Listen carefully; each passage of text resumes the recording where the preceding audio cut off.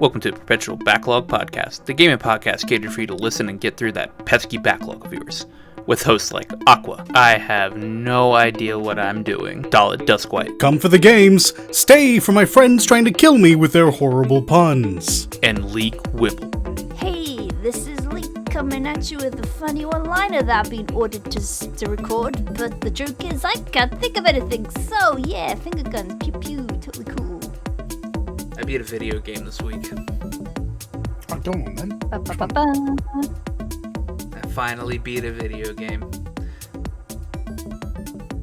And it was amazing. And by amazing, I mean, Hyrule Warriors is a good game. It is a Musou game, which means it does get very repetitive. I can only hit the X and Y button so many times before wanting the game to end. Understandable. It took me about 26 hours to beat the storyline. And I'm not picking that game up ever again because I showed you guys the screenshot of the map, right? Sure did.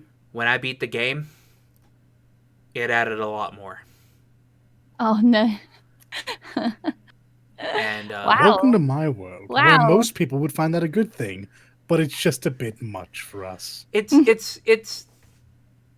different because it's okay. So there's actually, I forgot to take a screenshot of all the characters in there, but I'm gonna go ahead and go into the story, all right, before I start complaining about not wanting to do all the side content. So we were wrong. It's not a closed loop.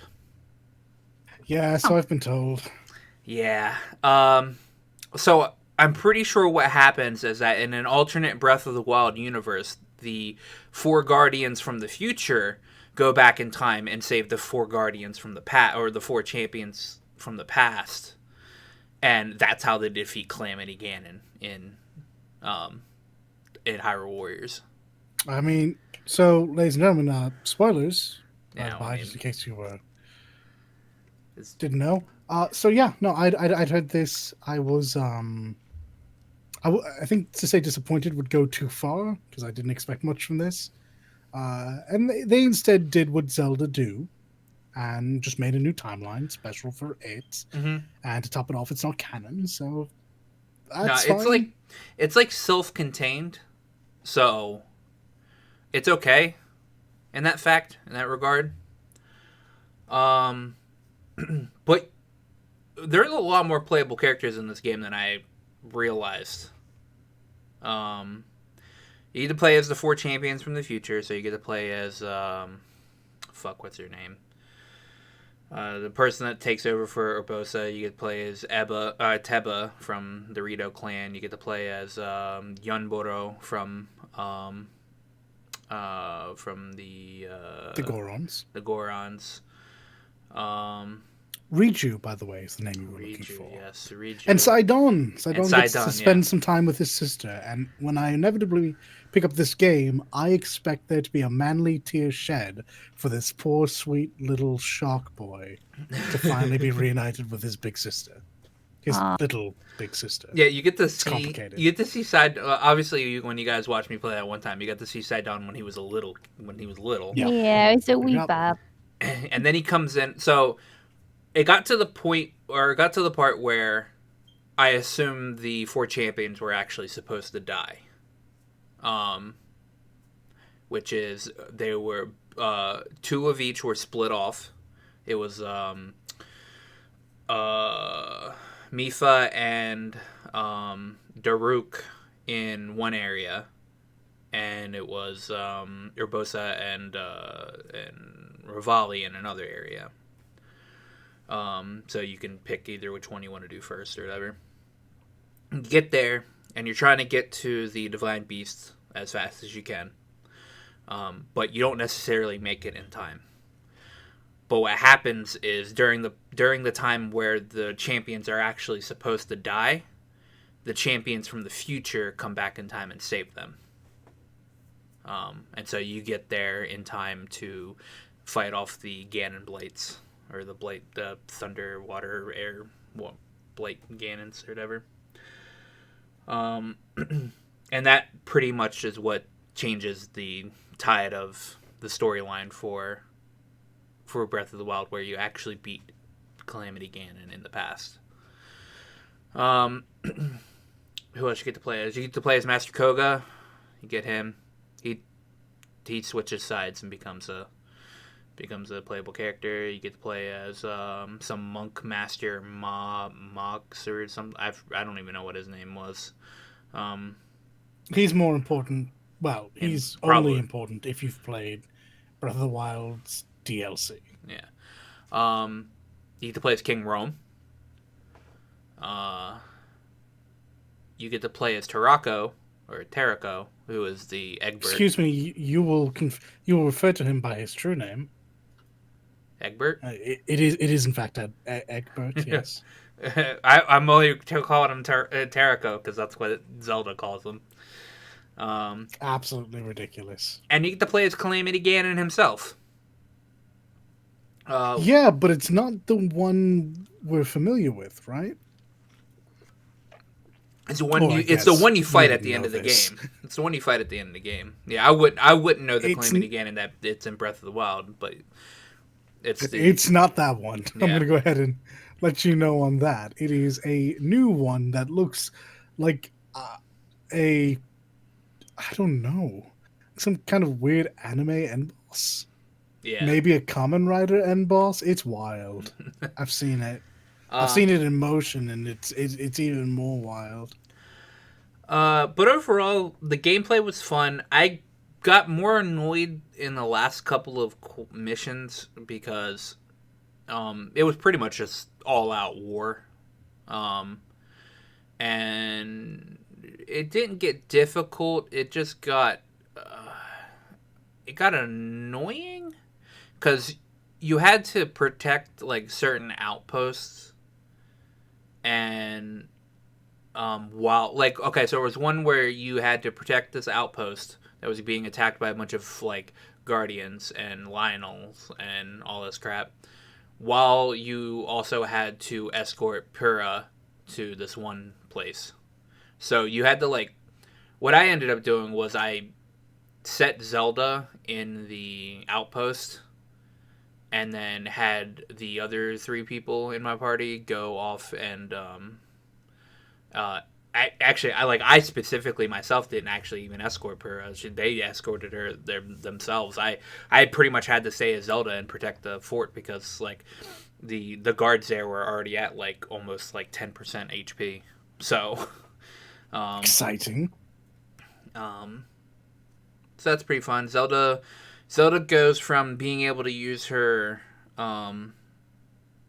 Shikai slates magic into using her Princess of Light magic. Yeah, she gets a sage magic. It's really good. Yeah. It actually is pretty good. It's weird to play as, but it's pretty good. In the end, I would have much rather this be a canon story that actually builds into Breath of the Wild. Instead of it being a one-off closed side story of here's what could have happened during Breath of the Wild if they went back in time. I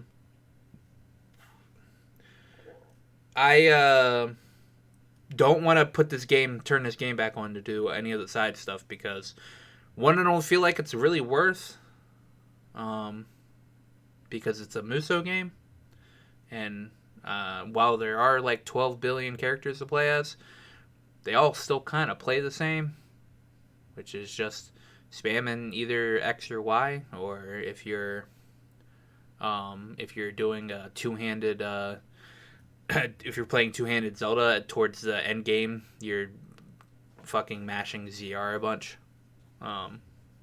It was in this moment that Aqua received nothing but hate from the Muso community. I mean, I guess if I played them very hard, I would be no, even then. Honestly, the one thing that angered me the most about this game I fucking hated the camera angle, and in some places the camera just wouldn't work for me, and I would be so angry because I'd be fighting like a fucking Silver Maiden Lionel, and those things are one of the hardest things in the game.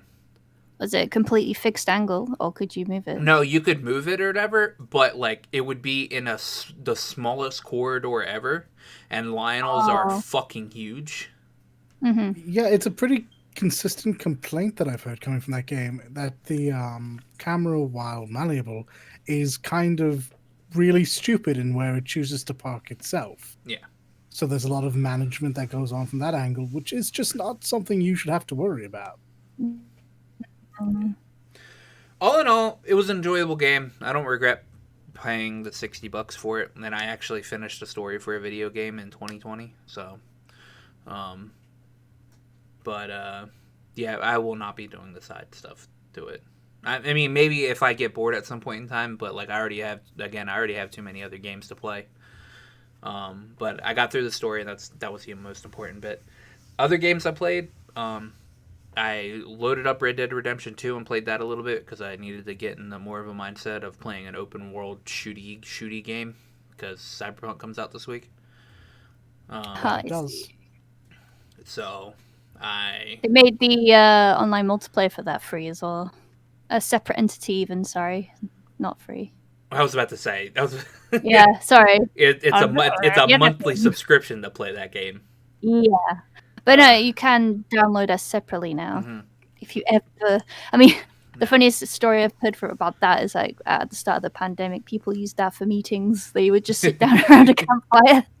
If I was going to play Red Dead Redemption multiplayer, I would just get Grand Theft Auto multiplayer. Yeah, I see. But that game's... I like Red Dead Redemption 2. I'm not really terribly far into the game. I like maybe put 20 hours into it, and that most of that's me running around. But it's a really fun game.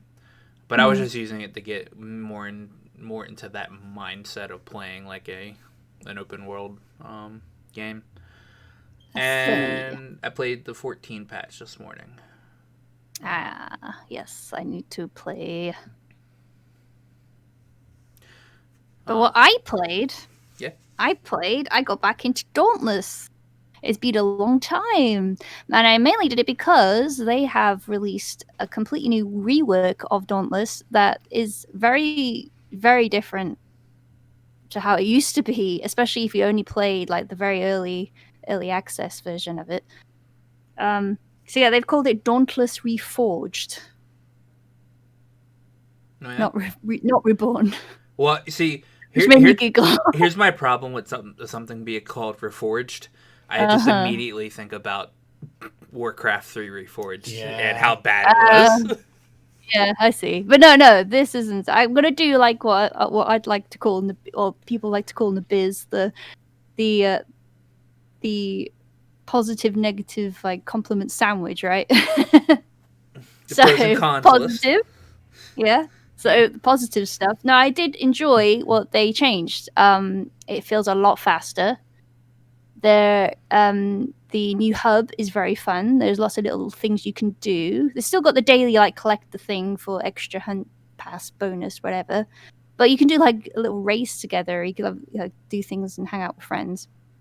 Not too much. I do hope they add more of that, but there's lots of like collectible stuff and lots of lore things that they let you look and explore and find, which is fun. They let you jump around. They let you headbutt the rams, which is great. You can also pet the dog, by the way, Genshin. So Genshin. She's not wrong though. No, seriously. So hub is good. They've done a lot of rework on the artwork. The models look better. There's a lot of really nice 2D artwork that's in the UI and menu systems and all that kind of thing. Beautiful. In fact, like the opening cutscene for Reforged has this really nice, like storyboard animatic thing that it goes through.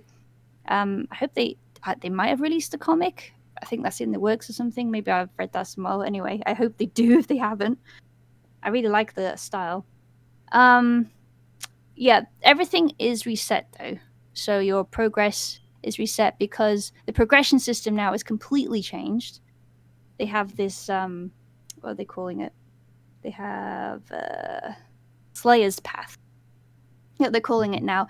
It's very much like what can I liken it to? It's like a skill tree almost, but with progression added as well. So there'd be like your story progression with the main quests and whatnot, but then there's also loads of things you can unlock on the way because it all branches out across the screen. Gosh, and the hunts themselves are no longer like 4-party only. It's a drop-in, drop-out system. So once you're in, you can stay in even if you killed the behemoths, and you can just keep killing them because they respawn really fast. So that's an awesome way to like get materials and whatnot. And then you can just pop out when you've done, Monster which is Hunter. really nice. And by that, I mean mean, Monster Hunter. you're not wrong. Monster Hunter has Yeah. that. It has that, Guiding Lands. It does. But this is really like smooth as well. You just go in and it's great. Okay, this is where the negative stuff happened because there was a major bug I encountered when I attempted to play this first time round. For some reason, I just encountered this major progression bug where this quest that popped up that was further up the Slayer's Path tree appeared when it shouldn't have, and I was completely locked out of it because it's like this granny Strieger or something like that. She gives you a quest to craft things because it teaches you how to craft and blah blah blah. But it was too early, and somehow it popped up, and I was like, okay, I want to craft now. Looking around, searching the NPCs. How do I craft, Granny? And then I just looked it up, and eventually I found out that the option should have been there, but because of this weird bug that happened to me, it wasn't there, and I was just twiddling my thumbs and just like submitting bug reports. But luckily, I had another account on a different on my UK PSN account, so that was fine. Everything worked after that. Did they fix this bug? I am yet to log into the old one to check. I've got no answer yet, but I'm assuming it's something they'll look into because it literally stopped me being able to progress further. Yeah. I couldn't even hunt. It broke it completely. Well. Yeah. Okay, so overall, this is the last positive bit of the positives, like a compliment sandwich here. Overall, I enjoyed my experience a lot more than I used to in the old version of Dauntless. I'm actually very happy to be able to just pop in whenever I want and just do the thing and then just pop out again and not like be worried about time. Yeah, it's great. I heard that there was a big update, and so I actually downloaded it and put it from Epic and everything. So I will hop into that at some point in time when I'm not busy playing. Yeah, I mean, I was looking at Twitter. There was a lot of people that were pissed off that their stuff was reset and their old gear was like not working anymore. But it's like they've reworked the whole system. They can't just let you keep stuff that won't work anymore.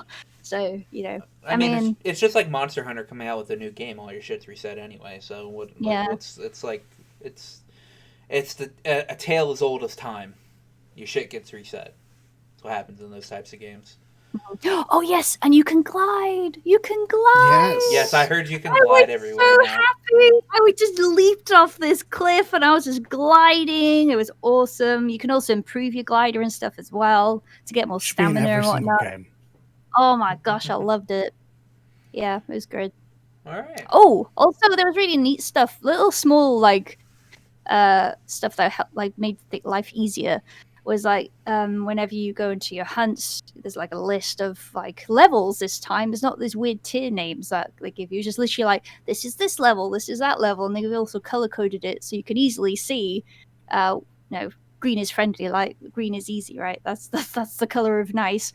But yeah, it also like listed things you can get from that area too, so it made gathering a lot easier and quicker. It was just sensible things. Very pleasantly surprised. Good quality of life. Big clap. Yeah. All right, Dalit, what'd you play? I've been playing Hades, and it's grand. Oh, yeah? I've now beaten through the story 5 or 6 times. Okay. Still don't have all of it. Dad's still in the way. He's still a problem. Mom still is confused. So am I. Hmm. My various cousins and aunts and uncles are doing their best to help me through this hard time, but oh boy. Theseus and Asteris can absolutely eat an entire bag. Let's play. It's a good game, though. I have very few poor things to say about it. Matter of fact, the only poor thing I have to say about it is if you don't like roguelikes, you're not gonna like this. Yeah. Otherwise, the story's great. Handles like a dream. The RNG that comes with it being a title of its genre is attractive in its own way, and you get to progressively make the game as easy or difficult on yourself as you'd like. It's wonderful. Yeah. I plan on maybe going back. Well, I've only gotten up to um, the Minotaur and is it Theseus? It's Theseus, yeah. Yeah, the Minotaur and Theseus fight. That's as far as I've gotten because I suck at roguelikes. So um, maybe one day I'll get the god rolls and just go right through it. Yeah, it took me a couple runs to get like properly comfortable, but now that I am, I'm routinely getting to the old man. Sweet. Very good. Other than Hades, which is brilliant, and it's not going to get nearly as many awards as it deserves. I've been playing Genshin, which is a thing, and this week was kind of a nothing week. I pretty much took it as a chance to level up my characters. There is an event out. It's a gliding event. It's awful. Oh. That is all. Um, Child banner left. Zhongli's Big Dong Zhong has turned up. He is a disappointment. I will still have him on my team because I've been waiting to have this Archon. He's not so bad that I will not get use out of him. And yeah, actually today it's been a really slow week in this regard, at least as far as I'm concerned for Genshin. Still. I really did put most of my time into Hades, which has been an absolute dream to play, and I will continue playing it until tomorrow. Then you will completely forget about what this Greek mythology level dating sim slasher whatever. Greek? No. My V's not a Greek. My V's. I mean, my V didn't go to college. Are you? But are you dating Dusa? No. Oh. I hard focused on Meg, and Thanatos is next. Oh, Deuce is third. Nyx is fourth. Of course, you hard focused on Meg. She is wonderful. Have her you sister's seen less her? so. I've seen her. I have died to her 12 billion times. Her sisters leave a bit to be desired. But she's a marvel. She is a marvel. All right. I'm still waiting on what. Go on. You've not seen Mom yet. I just realized. I have not. You're seen going Mom. to love her. And if you don't, you're heartless. Oh. I mean, I've been told I'm heartless, so. Well, that was for you, Hazy. Now there's two of us. Oh, God.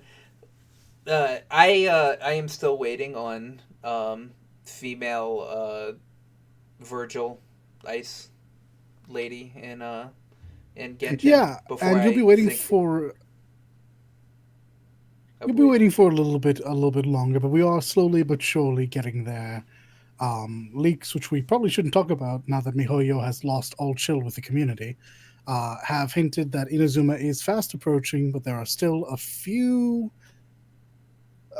patches before we get there. Yeah. I will, of course, keep you up to date. All right. Well, so the greatest thing in gaming news happened this week. BioWare may be good from now on. Because Casey Hudson is no longer part of BioWare Studios. Him and Mark Dara have left. And thank fucking God, because I think that guy is probably one of the most useless leads ever. Oof, that's some harsh words there. That's scathing. Oh. My. You, what have we gotten under Casey Hudson? The Mass Effect series. No, we got we got Mass Effect Andromeda and Anthem on his second turn into yeah, that's his second turn in the company. Yeah. And this I second actually turn am is fairly. Go ahead.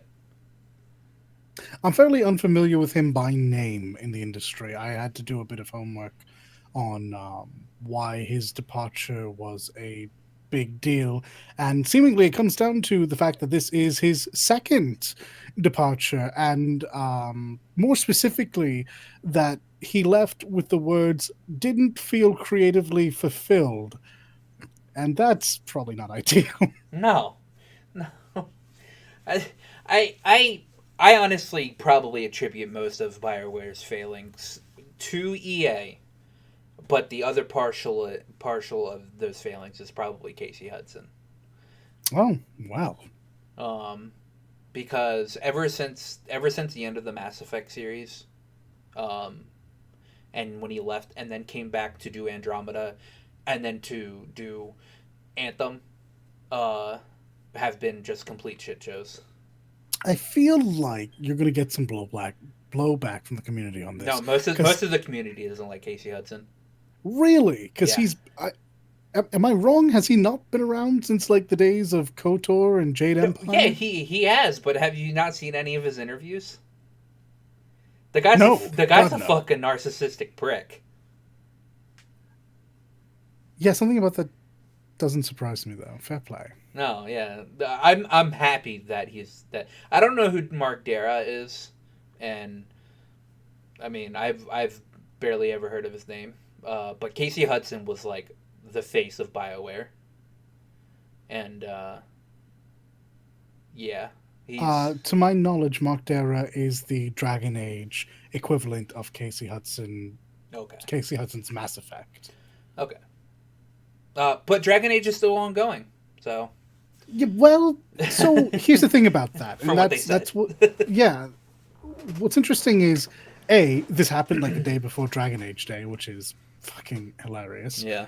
And B, this was your executive producer. This was like the executive producer of the franchise, and apparently the person stepping in to helm the project going forward is the guy who was meant to be working on Anthem 2.0. Apparently, both things are still going forward, so now we have a case of split priorities, which should be interesting. Yeah, we're seeing a lot of split priorities lately in a bunch of companies. I mean, even Yoshi P's got split priorities at the moment.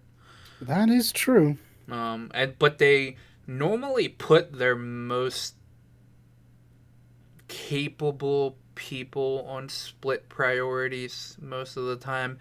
We're not going to talk about Nomura, because that's an exception, not the rule. A lot of directors and producers get put on multiple projects. Usually when they're shown that they can do that.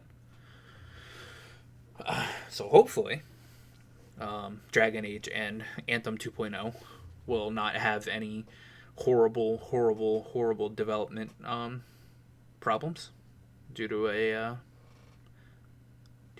split priorities.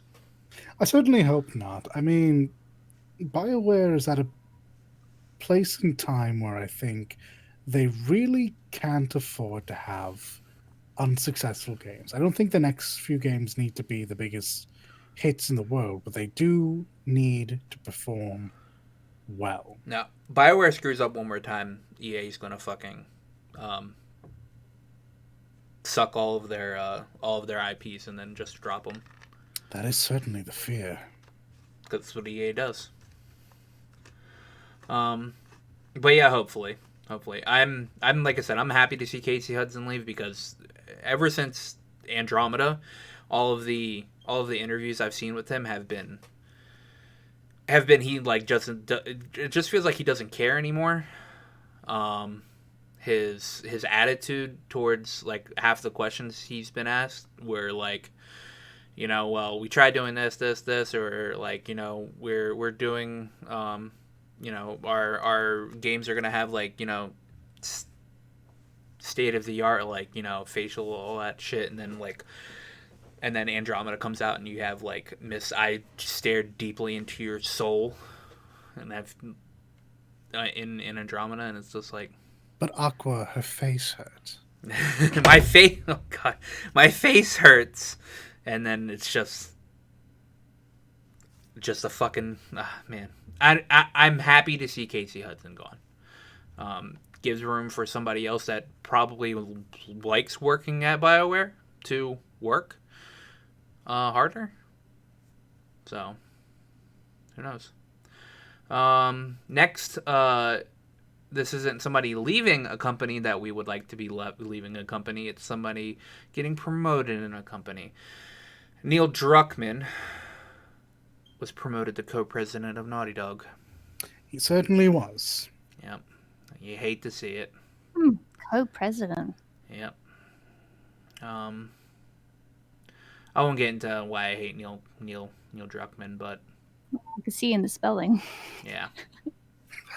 For the audience, I spelt it Neil Cuckman. Anyway, he's co-president. Look forward to all of his shitty written games later on down the line. Wallace and Gromit Studios, which everybody loves their movies, they're actually partnering with Bandai Namco to work on a new IP, and I'm pretty interested in this. Yeah, well, Aardman Studio is the actual studio name, but they did do Wallace and Gromit. That's what the most famous. The studio, the thing was supposed to read the studio that made Wallace and Gromit, but like the actual article literally said the Wallace and Gromit Studios or studio. Yeah, Aardman Studio, Aardman. Yeah, it's a British animation studio, so it's interesting to see them like go into what they say multimedia project that they're going to work on. Yeah, I can't even begin to guess at what it is they plan on putting out with Bamco's help and what it's going to look like, because I have a very specific idea of what Aardman animations look like. Stop action claymation. And the type of things that Namco likes to work alongside.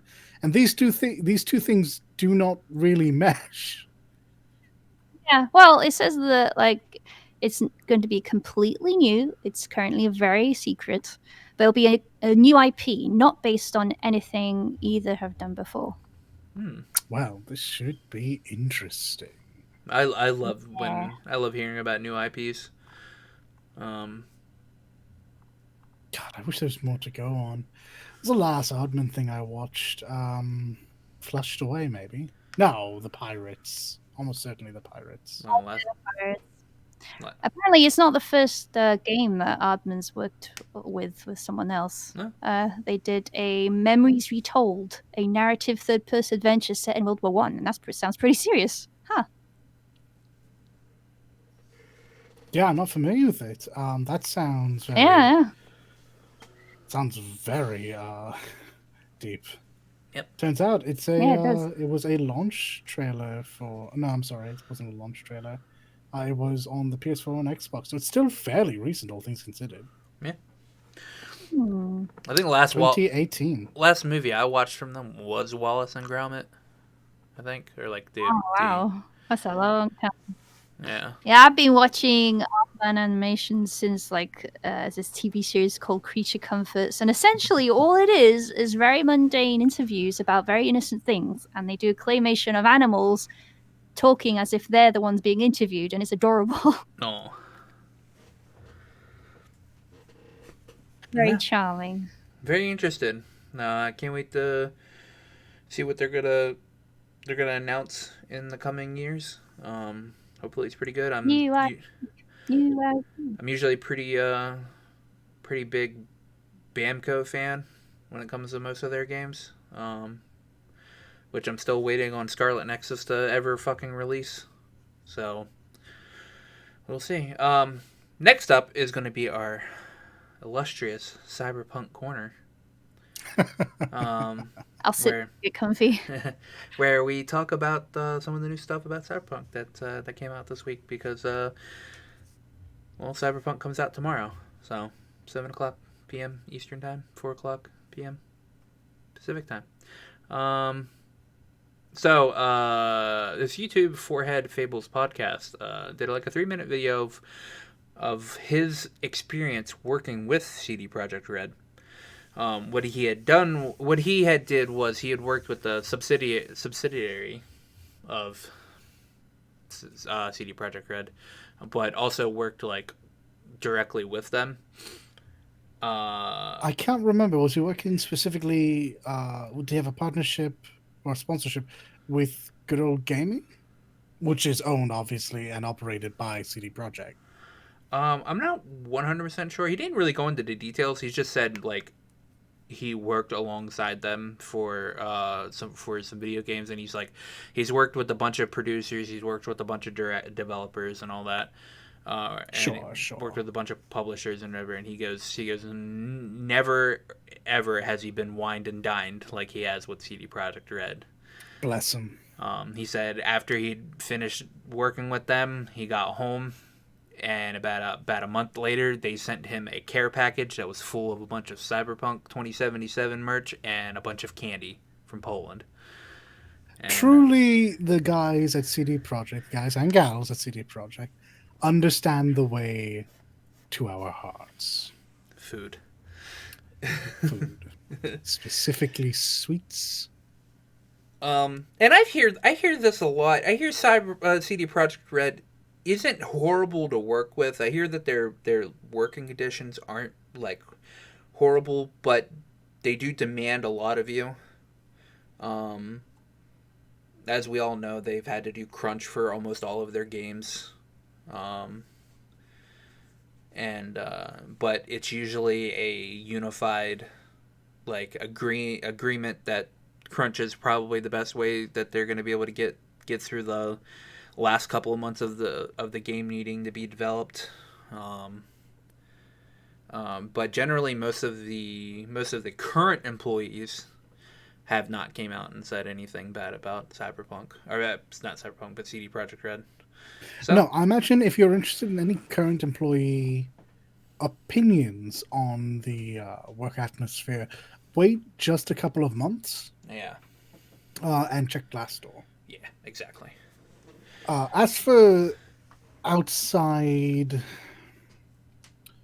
help, as it were, just random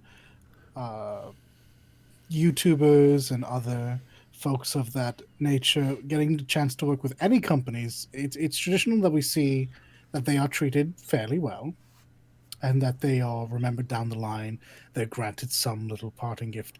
It is genuinely nice to hear that he mentioned he had a sweet tooth and that for months this sat in someone's head, or more likely on a notepad, and that they remembered that and they sent him a little something. It's just kind of nice. And honestly, Cyberpunk could probably use a lot of the good CD Projekt could use a lot of the good coverage right now, because they're going to be in an interesting place for the next few days. It's not to say a bad place, but we genuinely don't know. It's just another good feel-good story. Yeah. So this was actually pretty surprising because I didn't actually remember Cyberpunk was going to have a multiplayer at all. I had it totally slipped my mind. I was just thinking this was going to be a single player game. But Cyberpunk is apparently going to have a multiplayer, and CD Projekt Red wanted to come out and say that it's not just a mode. It's going to be an it's entirely like whole game. It's going to be like its own thing. Yeah. This is something I was a bit more familiar with. I was rehooked into the hype cycle pretty early on, and this is something that they brought up and they've been pretty vague on.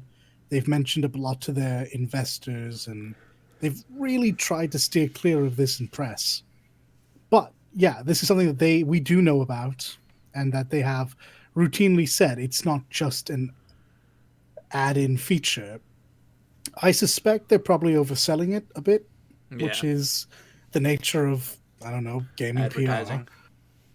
But I should think that we're going to get something very similar to a Rockstar multiplayer, where it's perfectly standalone, but it's very recognizable if you did play through the single player experience. Yeah, and they said that they're putting in as much of like care and work into it as that they're doing with their own the actual main game itself. So they don't like see it as just a mode that they're just gonna tack on. It's gonna be its thing that they're putting blood, sweat, and tears into it. So And we've seen this direction met positively.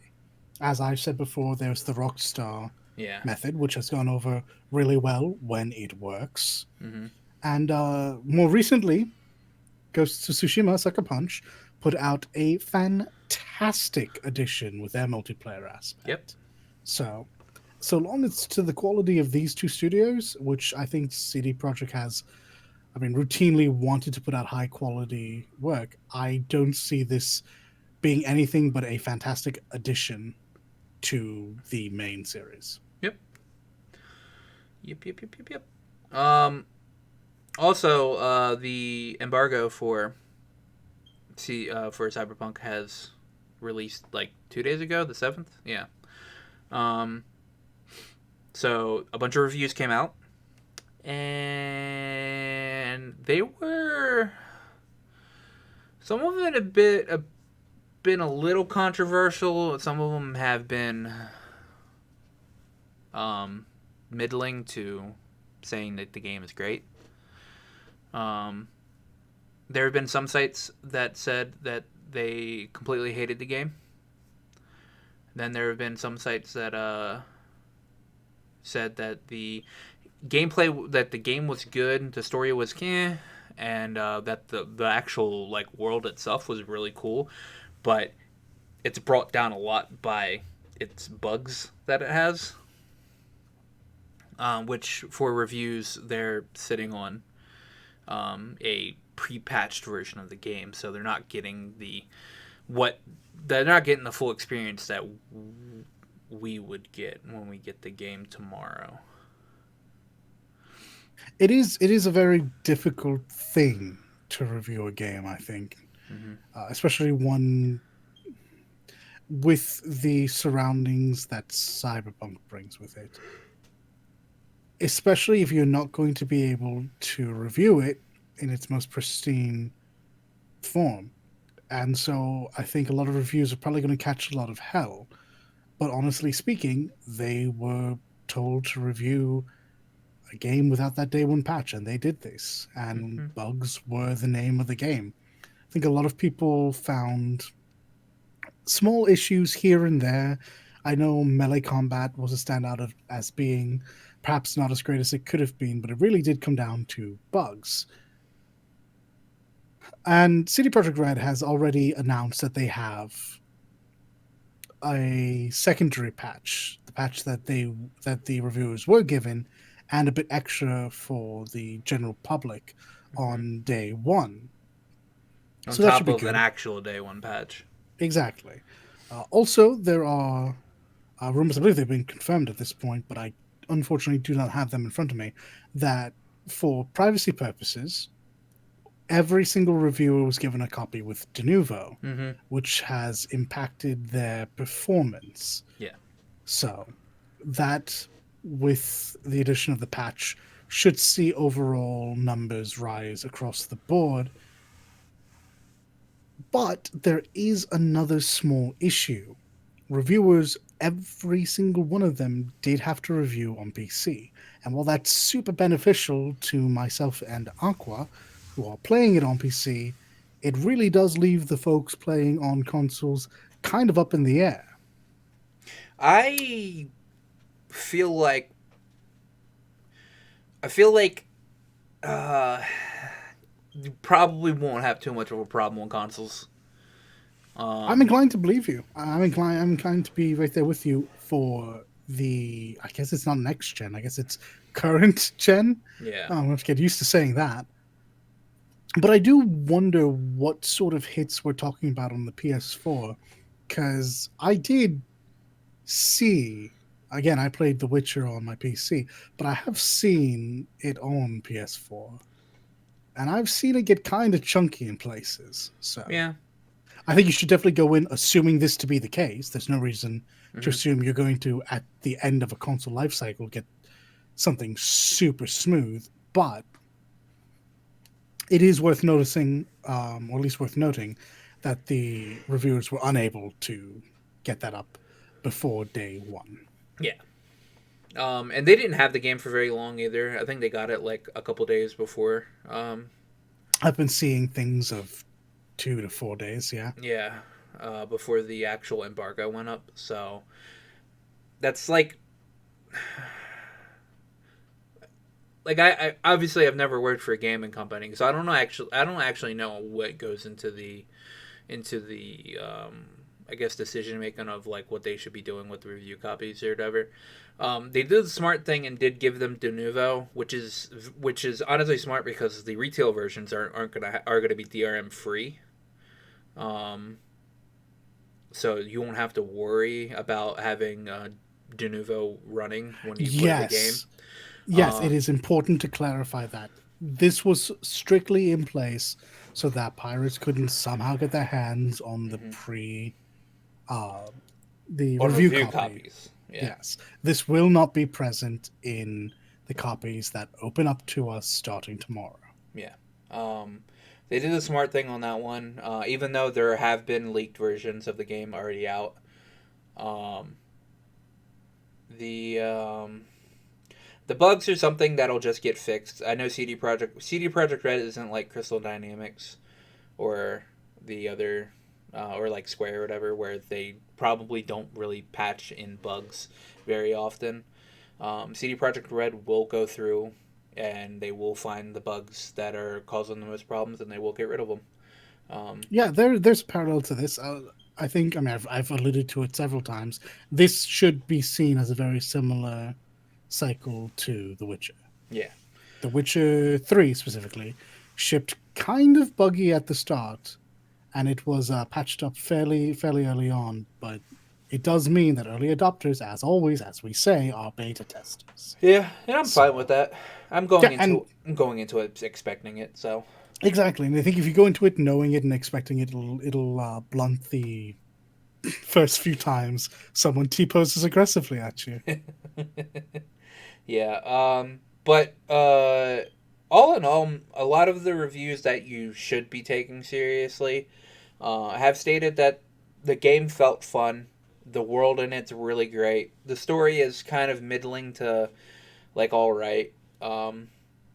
And most of them are saying that the game is like 30 to 40 hours long if you're doing side content like regularly throughout. Uh, and it's about 170 hours if you're trying to do everything, which is actually a pretty long time. Along with that, the strat guide is 500 pages long, apparently. Um, so it's a pretty average length in game. But after that, you have a crap ton of side content to do, and if you enjoyed it, you'll do all the side content. If you didn't, then you'll put the game down. There is a bad thing that people have found out about Cyberpunk, though. Yes.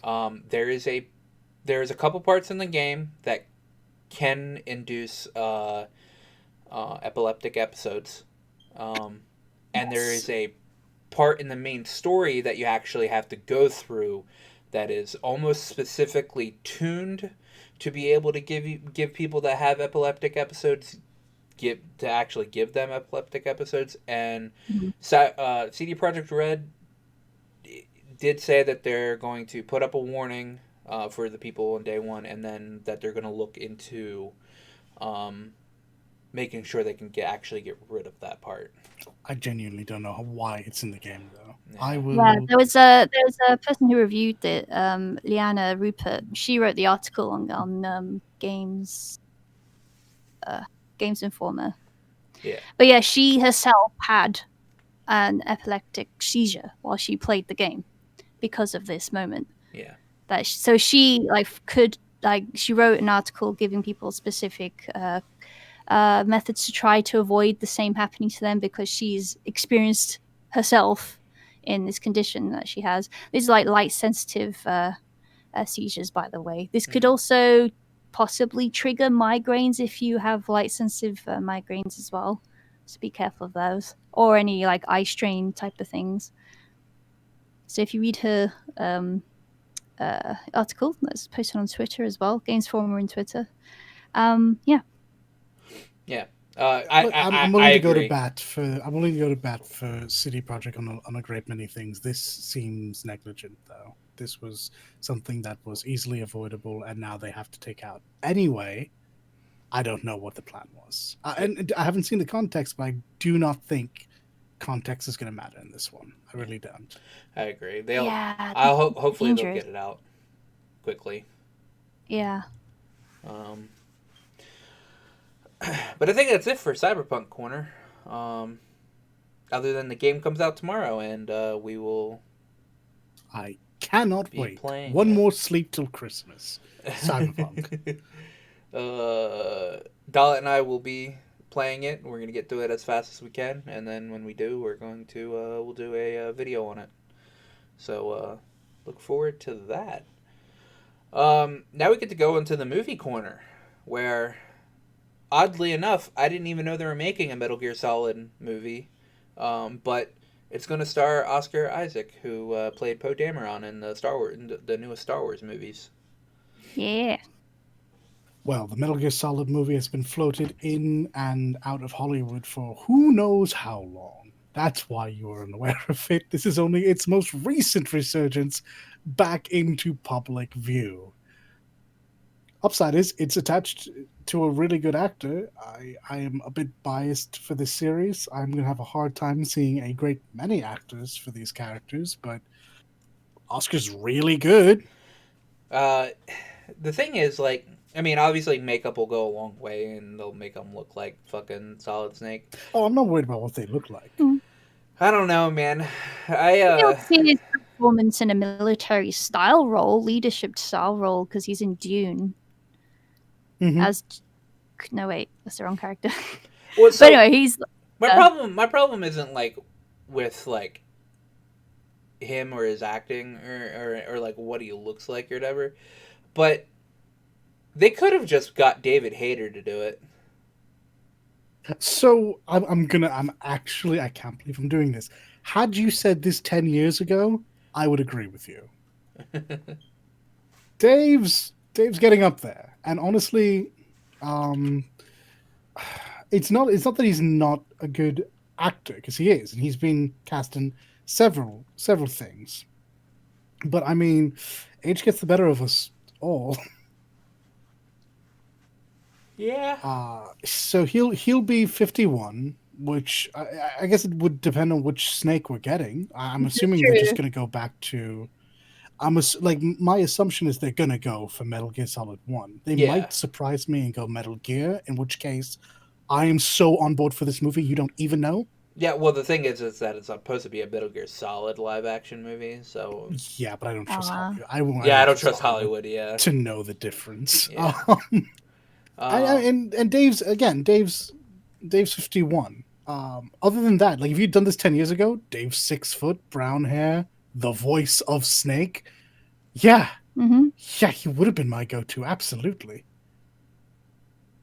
What's really heartbreaking about this is I think he wants to. I think he really wants it. And David Hayter. Yeah, I know. He fucking loves playing Snake. Yeah, like this character means so much to him. Even he and the Liquid Snake voice actor, they do those funny like Christmas like shorts on YouTube, don't they? They do every year. Every year. I mean, he played himself in Metal Gear 4. In the game. He did. So, but here, and to my point, when you saw that, did you see Snake? Or did you just hear Snake? No, I saw Snake. I mean, I was like, oh, okay. Oh, you did? Yeah. Okay. Fair play. I mean, I knew who David Hayter was before that, and I like when I think of Snake, I think of David Hayter. I don't like think of like okay. Let's be real here. I think of David Hayter, and I think of Kurt Russell. All right, if you could mash David Hayter and Kurt Russell together, then you'd have the perfect person to play Snake. So, but yeah, that'll be interesting to see. No arguments here. That'll be interesting to see when it comes out in like 2 years. Next movie. If. Let's add the if to that. Yeah, if. Next movie on the list is the new Spider-Man movie that is being filmed now in Atlanta, which is like 40 minutes away from me.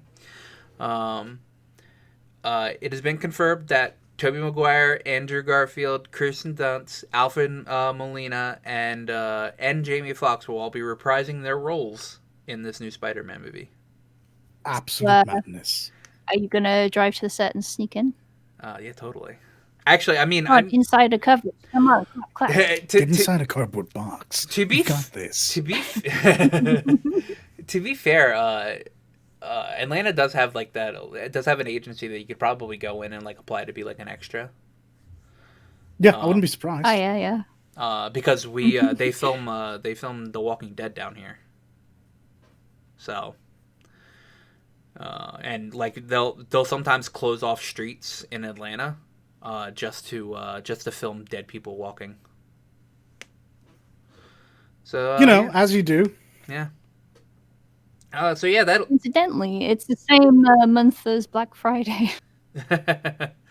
I see no difference here. I'll be interested to watch it. I'm going to be interested in watching the Spider-Man movie. I watched both Homecoming and Far From Home. They were both really good movies. So I actually kind of might watch Far From Home again right after we finish recording because I actually really liked Far From Home. There'll be so many people happy with this, simply because there's lots of folks going, no, Tobey Maguire is the best Spider-Man. No, blah blah. Andrew Garfield was. No. So now they're all together. You can't complain now. They're all good. They were all good Spider-Man. Like I liked Tobey Maguire's Spider-Man. I liked Andrew Garfield's Spider-Man. I liked Tom Holland's Spider-Man. Like it's. Yeah. I feel like Andrew Garfield was a better Peter than he was a Spider-Man. I'm a bit backwards on Andrew. that. Yeah, same. Well, it's the opposite for me. He's a good Spider-Man. He's very smooth, Andrew, as Peter, because Peter's a nerd. I thought he was a good. He's like young Peter before he became a Spider-Man. No, I mean, Tom Holland's maybe, the that, I think. Yeah, I think that as far as Toby, yeah, Toby was great all around. Toby was the best. Spider-Man 3 was the greatest. I think my biggest issue with Tobey Maguire is he's always had like 30-year-old energy. Yeah. Except for that one emo moment, in which case, oh boy, that's different. But yeah, don't ever speak of that ever again. Yeah, let's not. He's always had like this, like I'm older than I'm playing energy, and it's always thrown me off. But he was always like a really good, kind of socially inept Pete. Problem is, Spider-Man was hurt because of it, because now Spider-Man was played down, and he wasn't this smart mouth web slinger, which Andrew was absolutely amazing at, but he was just too cool to be Pete. Mm-hmm. I'm sorry, he was too cool to be Peter. And Tom Holland's just a good middle ground. He is. He's the first one who, and this is going to work to and against him in Hollywood. He has the appearance of a young man, so he's always going to feel like a kid, kind of. And he can sound like one. I'm very impressed with his American accent. Yeah. His Spider-Man is witty. Maybe not witty, but he won't shut up, and that's important. Yeah, exactly. That's important. I get that when I'm playing the Spider-Man video game, he just doesn't shut up, and I'm like, yeah. Honestly, Yuri Lowenthal is a great Spider-Man. I really dig him as Peter and as Spidey. I think, like, it's kind of like Batman.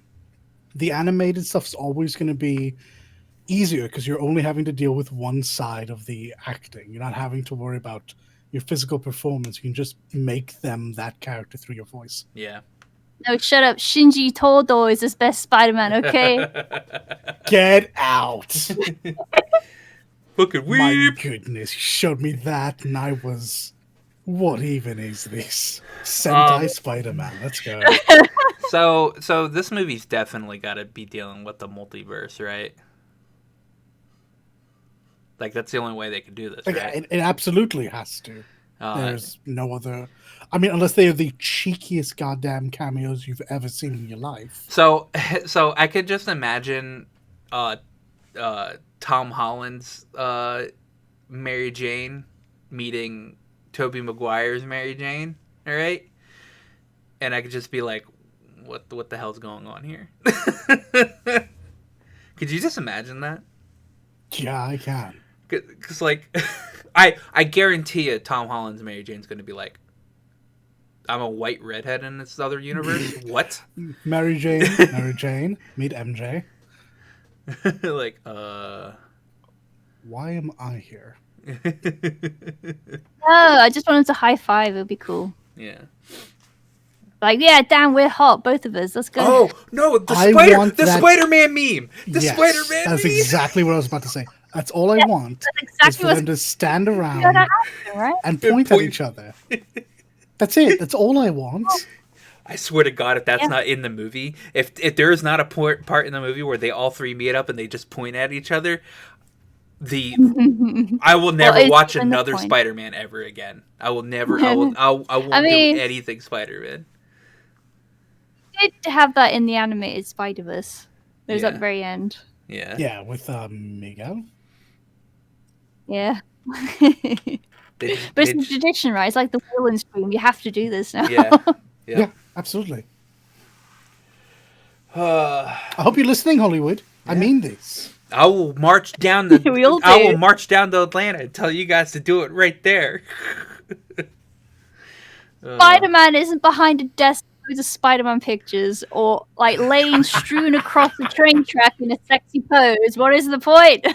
Is what's his name? Who plays the good J. Jonah Jameson gonna be in here as well? That's a good shot. Fucking A. They're like the only J. Jonah Jameson that should ever exist because he's literally J. Jonah Jameson. Like I swear to God that he was born to play him. I think his name's like John Franks or something like that. I forget what his name is. Oh, you mean no, well, now I have to remember, and now that means I'm never going to. Or I can just look at J. Jonah Jameson. J.K. Simmons. Yeah, J.K. Simmons. I knew his name was started with a J.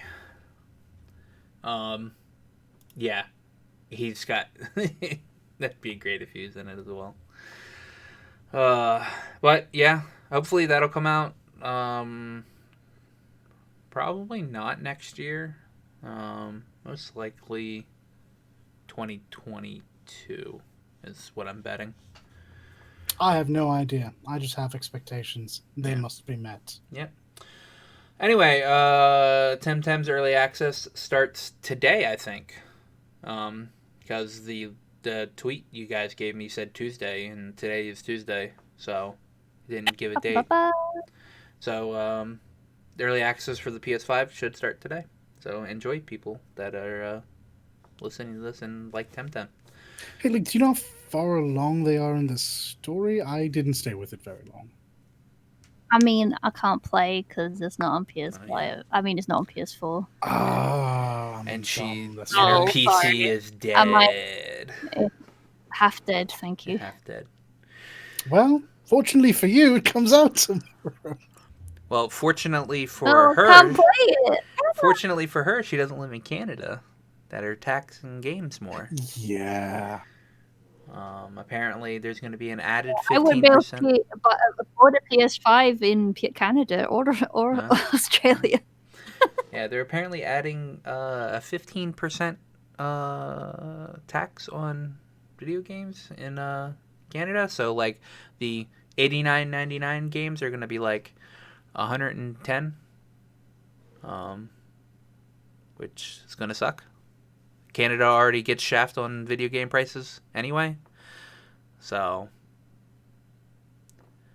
it should be noted that there was a loophole that Sony was using to sell games cheaper, if you can believe it, and that's since been closed. So, for once, when I want to get angry at big corporate business doing big corporate business things, it seems it's the law getting in the way this time. sucks. That's a pity.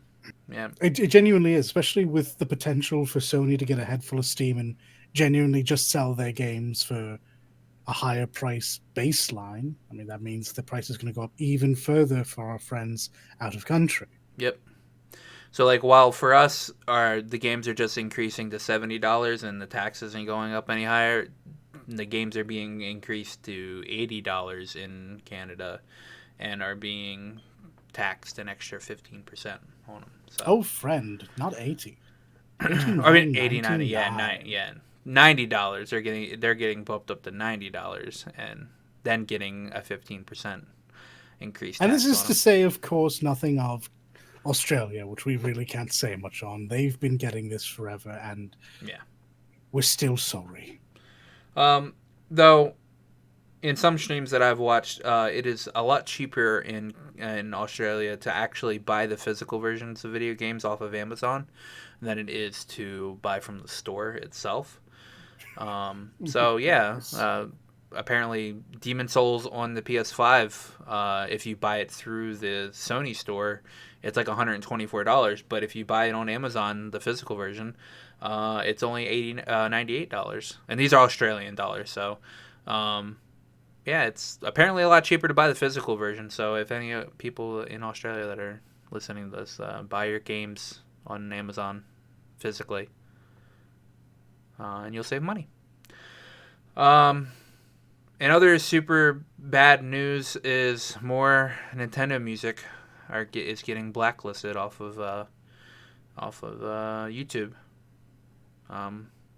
resulting in a very, very long list of Nintendo songs that if you have playing in your videos, you're just going to get blocked.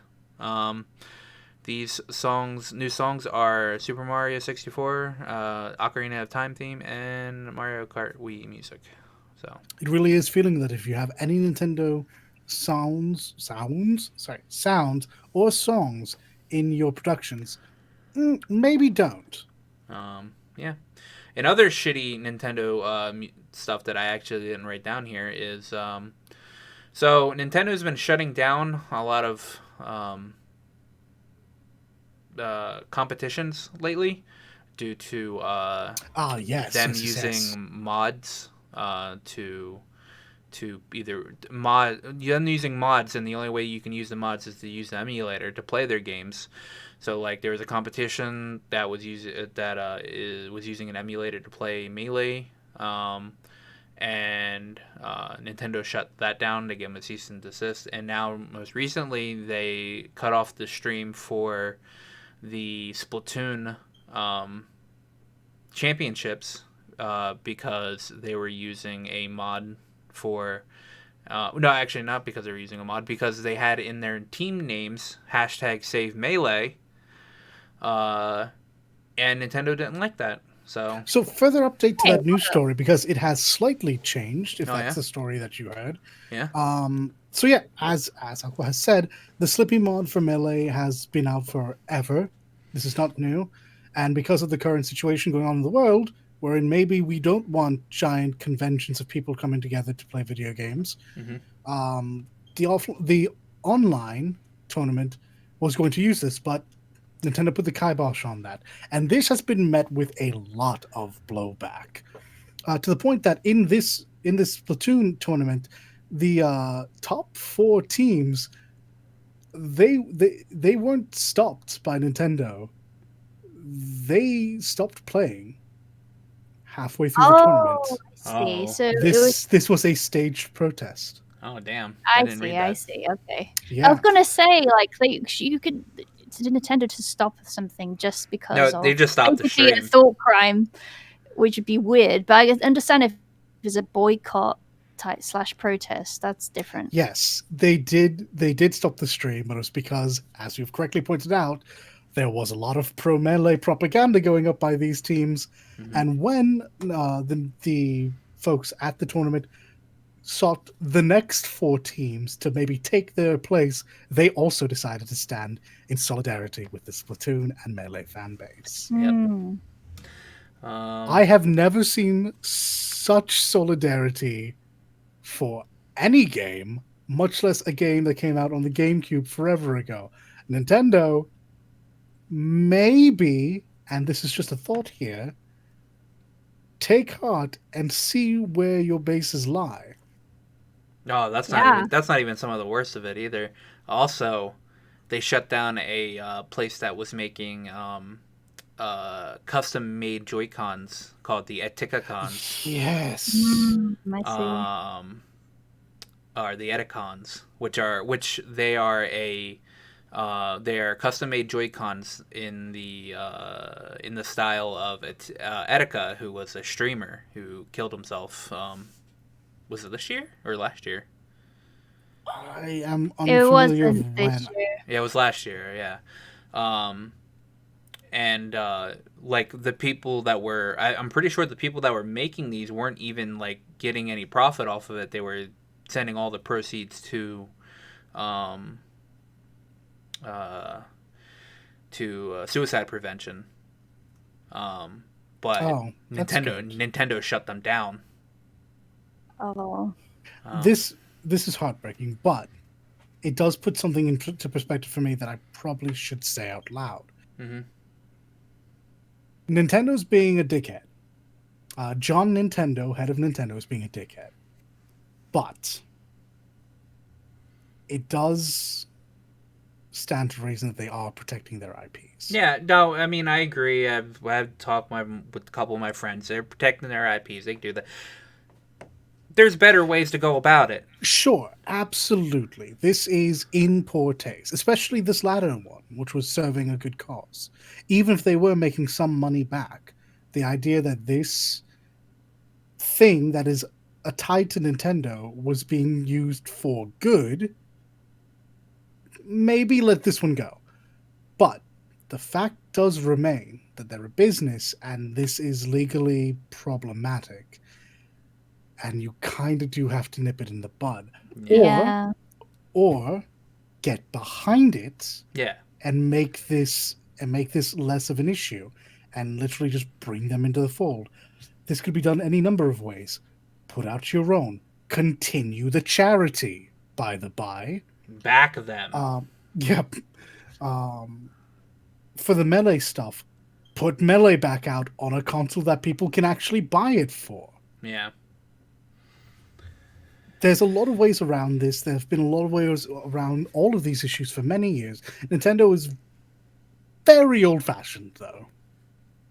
And Nintendo specifically does not, and probably never has, seen itself as a video game company. The developers see themselves as designers for video games. The executives, remember this, have always seen themselves as a toy-based company, specifically cards. Mm-hmm.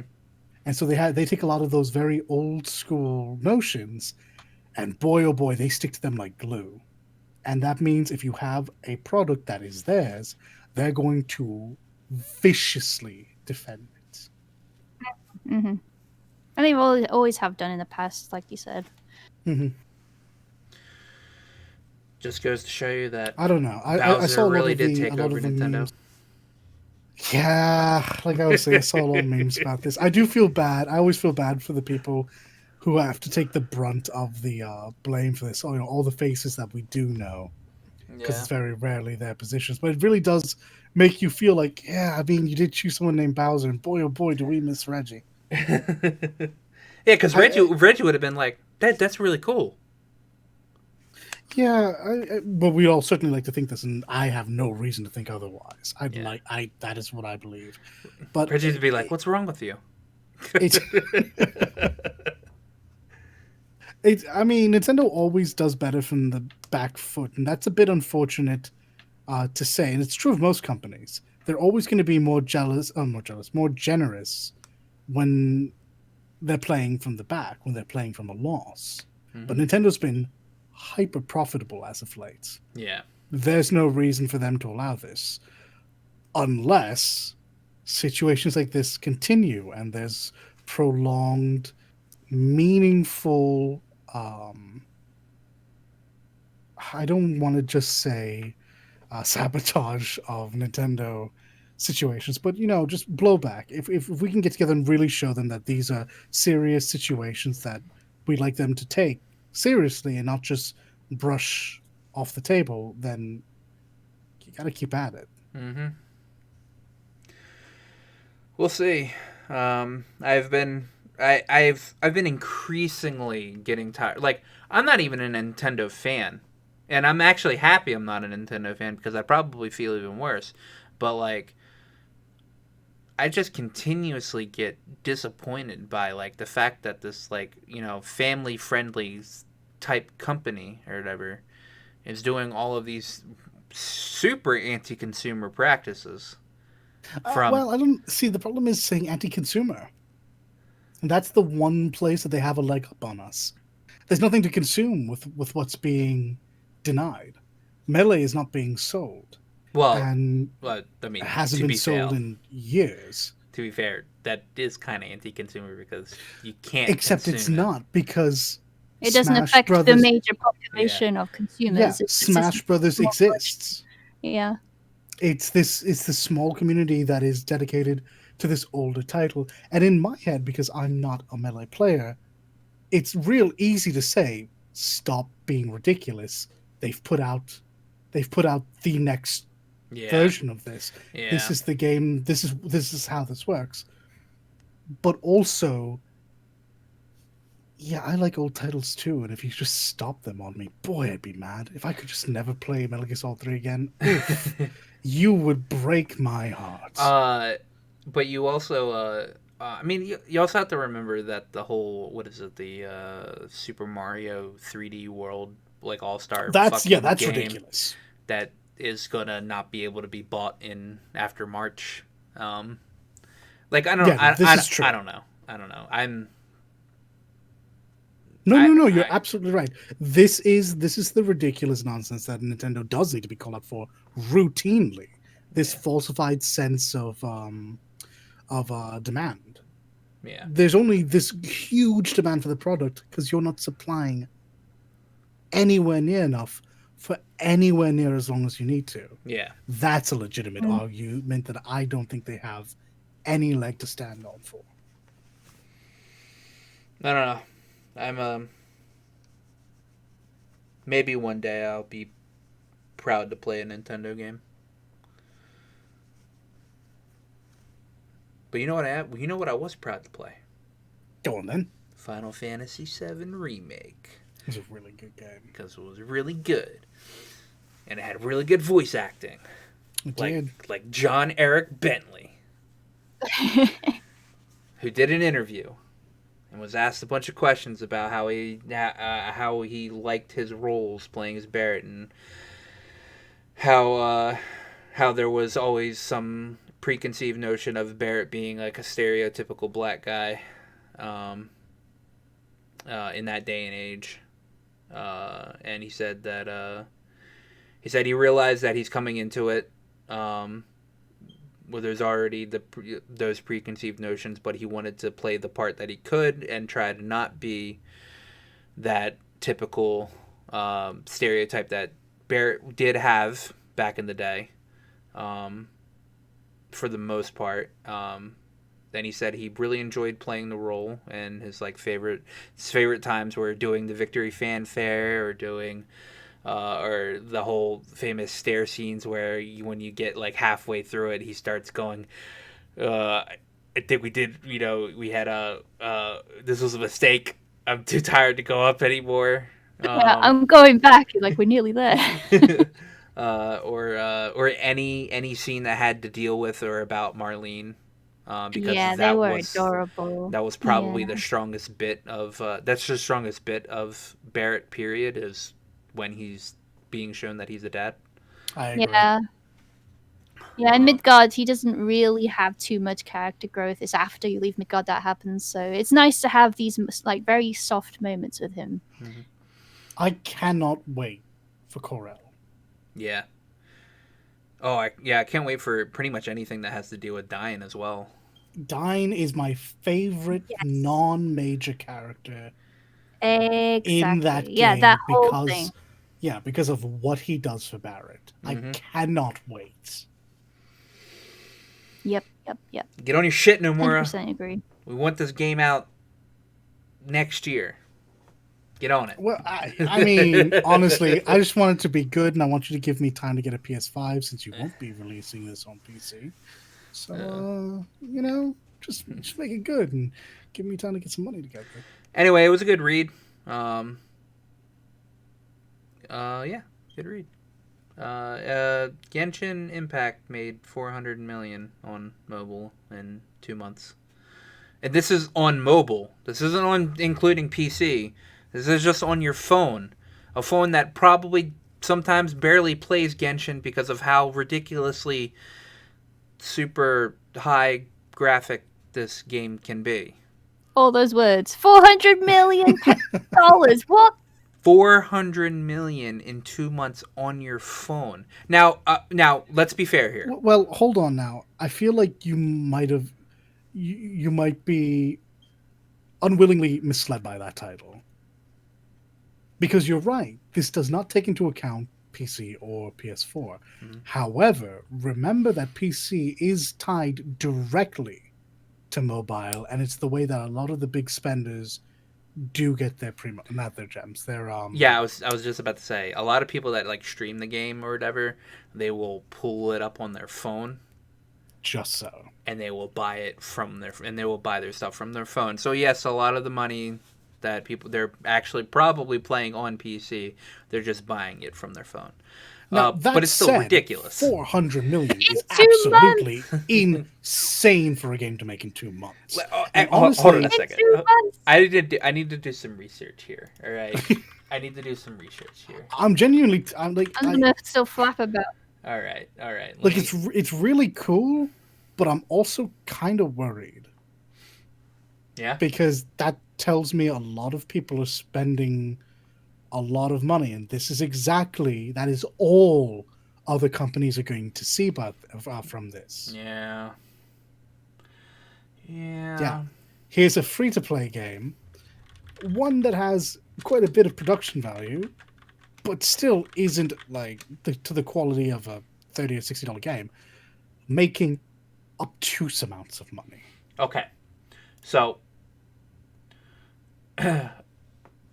Well, guess what the approximate marketing or like development and marketing budget for this game was? Oh, they blew past that when they got the first 100 million, so it had to have been like... Yeah, it was about 100 million. Was it? Yeah. Okay.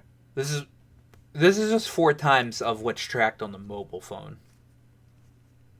Like, imagine how much has been made through the PS4 and through PC purchases. Less, I imagine, but it's still a healthy sum on top of this healthy sum. Yeah, they've made bank, basically. They've hit their profits and more some. Like, oh gosh. They're swimming in money. They're drowning. They've got a yacht now, probably, swimming, like, sailing atop all this money. Oh boy! But the dollar is. Yeah, but the dollar does bring up a point. Like, other companies are going to see this and go cha-ching. And like this was the one dollar aspect signs of Genshin, in their eyes. Yeah, this is the one aspect of Genshin I wasn't pleased with. Like, I think as far as a game goes, this is a fantastic game. It is a nice little break from reality to go climb around, grab me some treasures, and maybe fight a dragon. Yeah. But I didn't like the gacha. I don't like that. People can say it's not predatory all they want. It's a little predatory. Just a little bit. Not as bad as other games. And it's the rates at which it lets you be a free-to-play player are only so good. So, here's the thing, all right? the reason why people are dropping so much money into this game is because the game itself is actually fairly high quality Certainly. and like to the point where like take out the gacha, this is a perfect fucking AAA game. Well, I don't know about that. I mean, And maybe also, I not think that that's AAA, still but only like, half the story. I mean, I guess. Okay. Like, I definitely think that this is a very, very competent game. That if you were to strip it from mobile isms, that is the resin system and the gacha, could absolutely stand on its own. Yeah, that's what I mean. But the Like, resin system is the other half of that. oh yeah, but I mean, The gacha is another half of it. Matter of fact, it's only thirds. The resin and the gacha are the thirds. The other third about that is its popularity is only half in part to it being a very competent title. The other half is, and people often forget about this, the hype cycle. It's phenomenally popular. It was exceedingly popular when it first dropped, and it has maintained perhaps not the same speed, but a very, very respectable amount of viewers and players. mm-hmm. And most of them do continue playing because, my mates are playing. This comes from a game wherein its co-op is atrocious. Yeah. The single player stuff is great. It's fine. It's a nice, simple gameplay loop to keep you attached for as long as it needs to.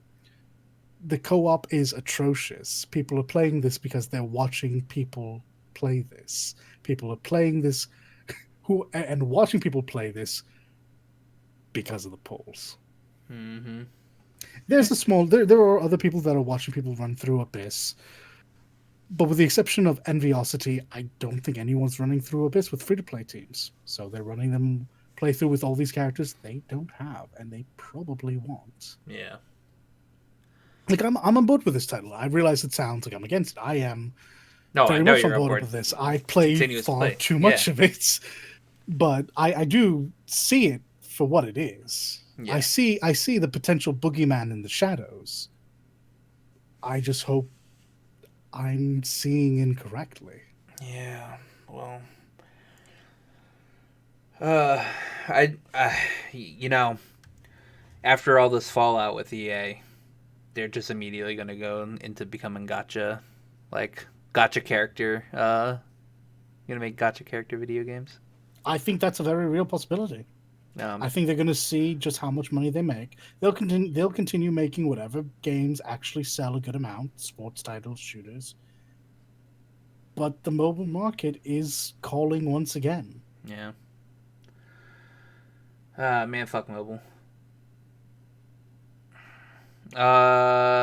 So there is a rumor / leak / possibly debunked rumor of Sora being released in this next Ultimate Smash bundle. I mean, we won't have to wait long. The rumor is that he's going to be in the Smash bundle. The debunked part is that people are saying that the model that it showed is just being copied from a Shulk model. Yeah, it's like a reskin. But we don't know 100% if that could be true or not. I mean, there's a lot of people that want Sora in Smash, so I could easily see somebody troll the fucking community with this. Oh yeah, absolutely. But I'm also one of those people that want Sora in Smash, so I kind of am straying on like I kind of hope Sora gets, because if Sora gets in Smash, I'll actually buy Smash. But outside of that, no, because like I'll obviously be a fucking Sora Smash main, and by that I mean I'll just play the storyline of Smash and that's it. Yeah. So essentially, there's no official line that's debunked it. It's just possibilities. What happened to my fucking Persona 5? Oh, never mind. I'm looking at. No, where is my? Did it happen to you? It happened to you, didn't it? No, it didn't happen to me. My Persona 5 Strikers thing's not on this list. All right, well, let's cover it now then. Oh, wait, no, it did happen to me. Oh, my God. It did happen to you. I feel vindicated. Oh, no. Very good. It happened to me. Okay, we'll go with that in a This second. is why we write out the word now. Okay. Oh, okay, never mind. All right, anyway, Tales of Series 25th Anniversary special stream event thing is going to happen December 15th. I am hoping with every fiber of my being that we get at least some type of Tales of Arise news. This is the game I've been looking forward to since it got announced the most. Like, fuck 7. Fuck Cyberpunk. When I saw the trailer for this game, I am a super huge Tales fan, and I will play the shit out of this game because it's using Unreal Engine 4. It is the first Tales game to use Unreal Engine 4, and it looks absolutely amazing. It did look very good. And I really need this game, and then they delayed every information that they ever were going to release this because of COVID. And I just really, really, really want news on this game. I don't care if it's not a release date. Just give me another fucking trailer. Give me I imagine something. you're going to get a fair amount of news from this. I can't imagine they've been holding on to a bunch of information for the better part of a year and a half, right? Because it was announced at it was announced in 2020. Yeah, it was released 2019 E3. Yeah, exactly. So they've had this information for a while. Development has continued. So it stands to reason they have plenty to say, and I can't imagine drip feeding information is the smart thing to do at this point. They probably want to drop a good amount of information before they start doing the. I want to release window. I just want to release window. I will keep my fingers crossed for you. I think you're setting yourself up for failure there, though. Just want to release window. Okay. So Kratos is in Fortnite now, and with all of his gadgets and crap. I mean, Fortnite is literally just the greatest Marvel Cinematic Universe mashup ever. Everything's in Fortnite. Galactus it's not is in for me, Fortnite. But I definitely do respect the hustle. Galactus is in Fortnite. Galactus, there's a game where Galactus and Kratos are in the fucking game. And then there's rumors about Master Chief going to be in it. That's more believable. A lot of people. Yeah. So enjoy that if you play Fortnite. I don't play Fortnite. I can't even wrap my head around even attempting to play Fortnite. I don't even like BRs. So there's PS5 Pro patent came out this past week. I know. Why would you put them next to each other? I know. That's why it happened to me, okay? That is why it happened to me. I was just looking. I was like, okay, they both say PS5. Okay, for you guys that don't understand, all right? I abbreviated Persona 5 Strikers, all right? And I obviously abbreviated PS5 and it literally, if you're just glancing at it, they look the same because the 5 and an S look the same. And they're just swapped. A PS5 and P5S are just swapped. All right. Anyway, a PS5 Pro patent came out this past week, and not surprising that they're working on a PS5 Pro. The surprising thing is this thing looks like it's fucking loaded. This thing's got 2 graphics cards in it. I'm very interested to see how upfront they're going to be with all this information going forward. It does look like a beefy product. People are like, what about the Slim? I was like, there is no way they can make a Slim version of this.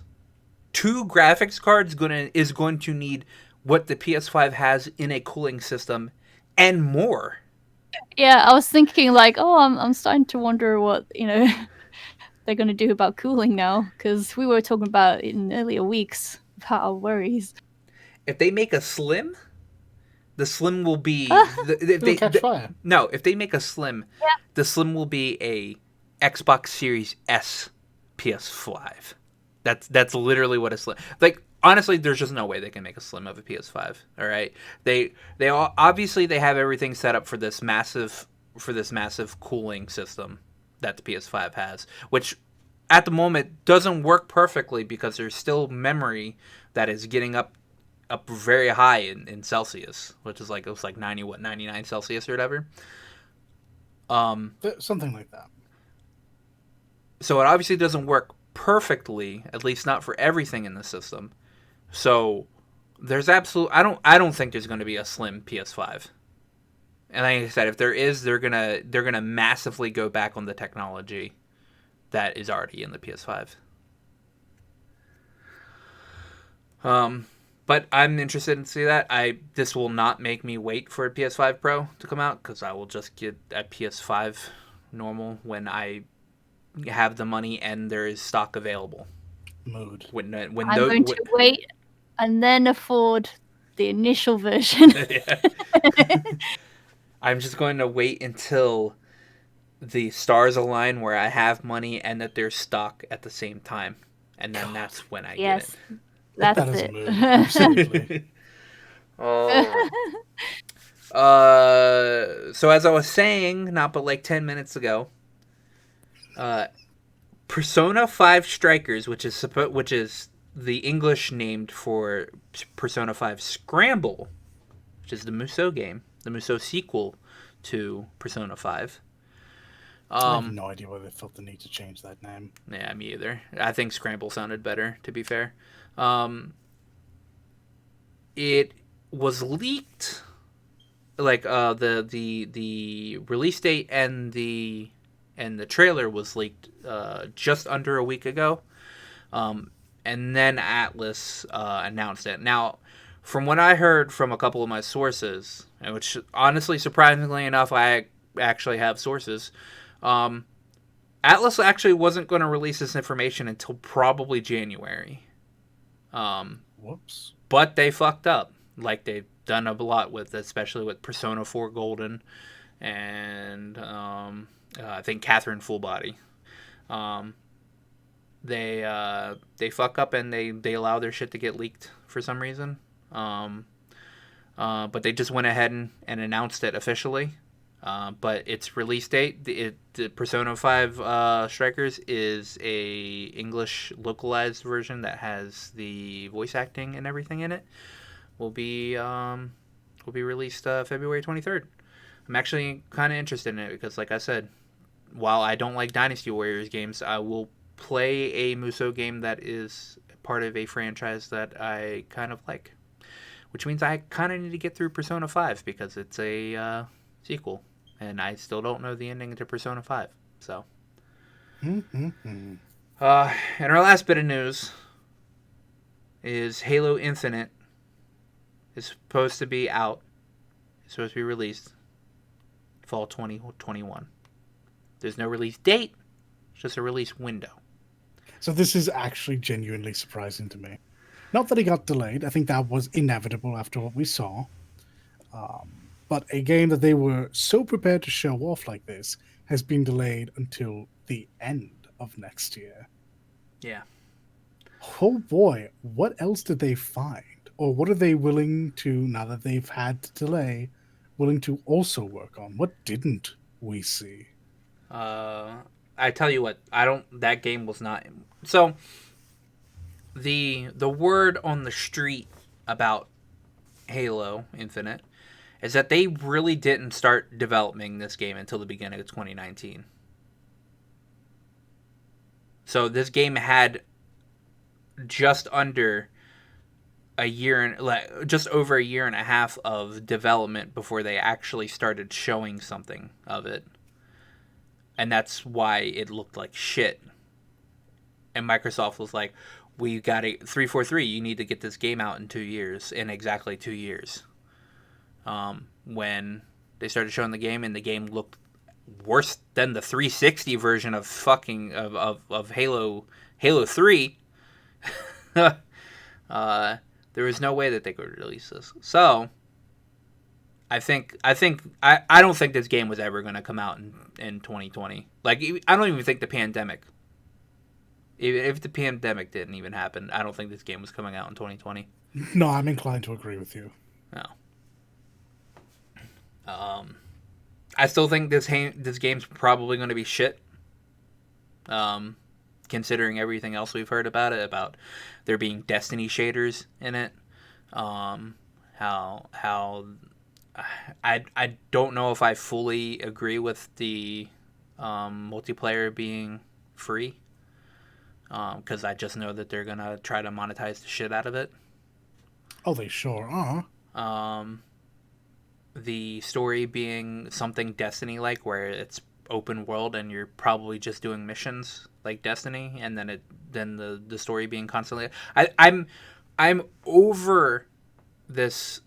Like, I'm not over games like games as a service, all right? Even though I'm kind of close to being over it with games as a service, but I'm over this whole Destiny copy shit, all right? The only time Destiny was good was Taken King into Rise of the Machine, or whatever it's called, Wrath of the Machine. It is. You raise a good point. Destiny at no point early during either of its life cycles was good. It had to be rescued from itself. So why are games using this as a foundation? The only other game that came close to being okay like Destiny was the original Destiny, and I don't even mean original Destiny. I mean Borderlands. It was the only game that was ever good to have that formula. And Borderlands 3 wasn't even that good. All right? Still better than most of Destiny, that being said. But Destiny was only ever good for 2 expansions of its entire life, and that was in the original Destiny. Destiny 2 has been the most awful piece of shit, even after they separated from Activision. It's still shit. So I don't know why every developer seems to think that they're going to make a crap ton of money making a Destiny clone. Like, look at Godfall. Godfall is probably the most underperforming launch title ever. Not ever, but it's definitely in recent memory. Or the most disappointing launch title ever. It's certainly the most disappointing launch title of this generation. I can't think of one that even Bugsnax is better. Yeah. Yeah. Oh my god, no Bugsnax. Sorry. Even Spider-Man Miles Morales, which actually apparently isn't that good, and some people can barely even play it on their PS5. So even I have not heard this. I need to do research. Oh no. Yeah, a lot of people are having problems where the game will just continuously crash. Like, the PS4 version works perfectly okay. Even though in the beginning people were having problems with it crashing as well. But the PS5 version actually crashes a lot. Oh no. Even more than Demon Souls. Actually, there's a thing with Miles Morales that sometimes your OS will crash, and the game itself won't crash, just your OS will crash, and it'll be like, yo, sorry, the OS crashed, and then you just click on Miles Morales and it just boots you right back to where you are in the game. Huh. So, I think the same happens with Demon Souls, but I don't think it's that often. I've not seen it on the one streamer I'm watching play through it, so I don't know. But yeah. No, Godfall is trash, to say the least. And almost every other game. I wanted you to be mediocre. I didn't even want you to be good. I just wanted you to be mediocre. Every other game that does the whole Destiny formula has been shit. And like I said, Destiny couldn't even perfect the formula, and they did perfect the formula, and then they threw it out the window. So that's it. Anyway, that's all we have this week. I don't think I have to ask what we're playing this week, other than Leak. What are you playing this week? I'm probably going to get into more Dauntless and also do the patch for 14. Yes, actually, do the patch for 14. I still need to go do Yes, I will. I need to do the Eden story. I haven't done that yet. Oh. You okay, chum? Hello. So, I don't know if you guys know this, which you guys probably don't because you guys have probably like followed 14 very, very, very closely. But after how long has it been since Heaven's Word? 6 years. Oh, don't make me think. Really? Holy heck. Yeah, it's 2014, I think, or Yeah. like 2015 maybe. After It was 2015. after almost 6 years, Ola is feeling his mortality. Una Kalahai is going to be useful. Oh man, am I Don't gonna have to? spoil. Am I gonna have to log on again just to see what they finally do with that character? So there is a quest line. Don't spoil. I'm not spoiling what happens. I'm spoiling how you have to get this quest line because you actually have to do some stuff to get this quest line. You have to I'm do side-eyeing you, boy. you have to do all of the role quests. All right, easy enough. Oh, really? Interesting. Yeah, you have to do all of the role quests and do the extra role quest that comes with doing all Yes. the role quests. Yeah, Because you Yes, get yes. you get another role quest. You get another like conjoined role quest that includes the lady that's in the role quest Oh, yeah, I know this stuff. Okay. and Una Kalahai Uh, because they're both Okay. from that one place. yes. Anyway, Okay. yeah, I'm letting you know so you Yeah. just don't like. I Oh, better I don't know know. what this quest is. Mhm. I still Oh, no. need to level. Okay, a I've read caster. about that. Yeah, I still need to level a caster. I really enjoyed the caster one, so yeah, that's one of my favorite ones, actually. I just don't like playing casters. I mean, I say this as a white mage who's technically a caster, but I'm a healer, so I feel like more useful. I just really don't like what they did with red mage, and I cannot bring myself to play black mage or summoner. And I cannot bring myself to play scholar either, because scholar is... Ugh. Bad life. Bad life. I need to do the Eden story, and I guess I need to level a caster. I think that's the only thing I'm... Oh, I guess... And the weapons as well. Emerald The weapon. weapon. Yeah, Emerald. weapon. Yeah. Yeah, I can't wait. Or I can wait. Anyway, Dalit and I will be AFK for the next week, and actually for the next year. Because we're going to be playing... Yeah. I'll be in Dauntless twiddling my thumbs going, where are those two guys that I did the podcast with? I haven't heard from them ever. Smash cut to neon. Yeah. We're going to be playing Cyberpunk because it comes out in less than 24 hours. It's going to be great. We'll talk about more of that next week. And we'll talk about it a little bit of it next week, but we're going to do like a spoiler cast thing on it after we've both gotten pretty far in the game, or probably beaten it since it's only 30 to 40 hours. And we're also doing Game Awards this week. We're not going to do a stream of it, but we're going to record ourselves watching it, and we'll upload it right after we finish watching it. Mm-hmm. So yeah. I think that's everything.